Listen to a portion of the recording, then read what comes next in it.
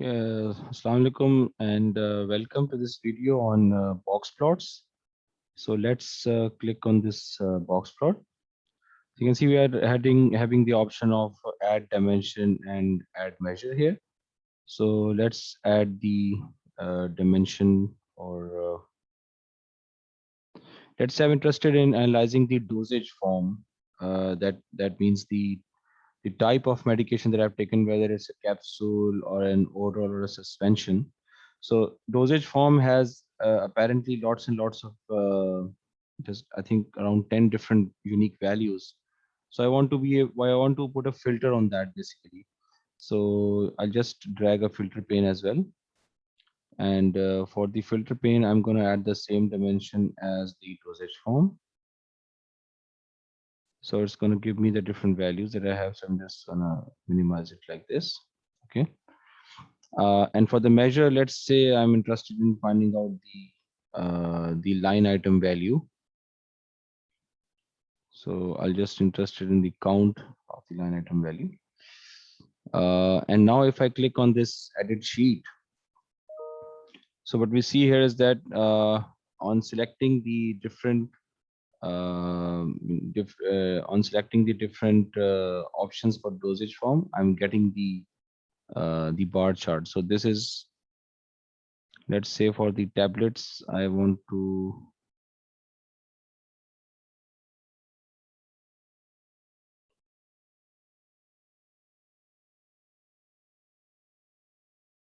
so this is for all the tablets which are combined together. So this is the bar that you can see here. So I have different options for this. So if I click on this selection menus, I can say select all.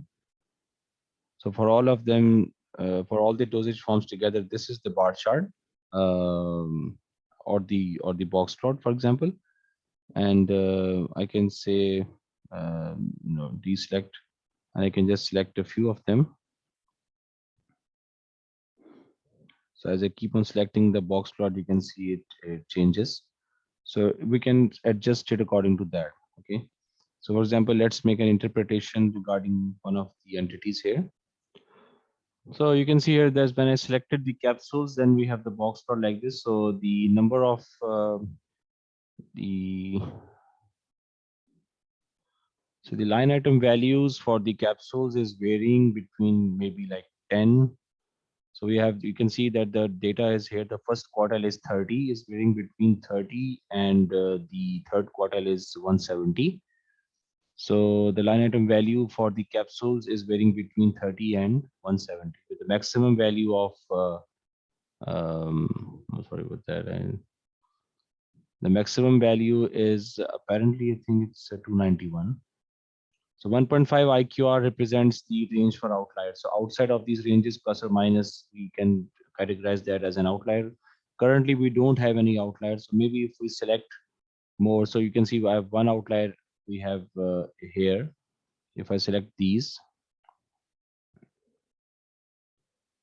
so the data is pretty good because there are not many outliers. If I select all the dosage forms, so if I make a selection for all, so in the case of all, obviously we have like two outliers, but they are not like extreme outliers. The extreme values of the line item values 2000. So okay, so they can be considered as extreme. So in any case, we have seen that how this works. What we can do here is that we can also add the x-axis. So I can add the x-axis for the shipment mode, and obviously it's going to generate the different bar charts here with respect to the shipment modes, and it's easy to see that for all of them, which one is better. So air one is generating the most outliers, while air, charter, and ocean are good, but these box plots are really less because of the lack of data probably. So in this way, we can add this the x-axis as well. And we also have the option to add alternative dimensions and alternative measures, like in the case of bar charts that we saw. So for example, we can do the total the freight cost or the average freight cost. Let's have a look at that. So now when I click on edit sheet, so let me just I added this. Let me just sorry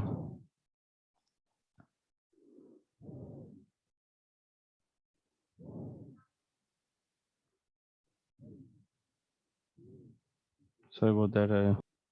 So I'll add this alternative measure, which is the feed cost.